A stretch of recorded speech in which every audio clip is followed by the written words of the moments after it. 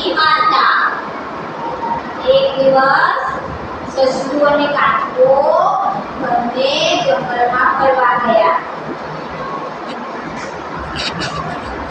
અને એમને ફરતા ફરતા એમને વિચાર આવ્યો, ચાલો આપણે બંને રેસ લગાવીએ. શું લગાવવાના? તો રેસ લગાવવા માટે બંને જણા દોડવા લાગ્યા. સસલું કેવું દોડે? જોરથી ને.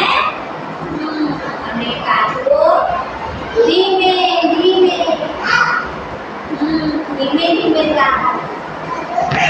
સસલું તો જોરથી દોડતું આગળ નીકળી ગયું અને કાચબો ધીમે ધીમે ચાલતો ગયો. સસલું તો દોડીને થાકી ગયું. એને વિચાર આવ્યો, ચાલ ઝાડ પાસે જઈ થોડો આરામ કરી લઉં. કાચબાભાઈ તો ધીમે ધીમે આવે છે અને સસલું એક ઝાડ પાસે જઈને આરામ કરે છે.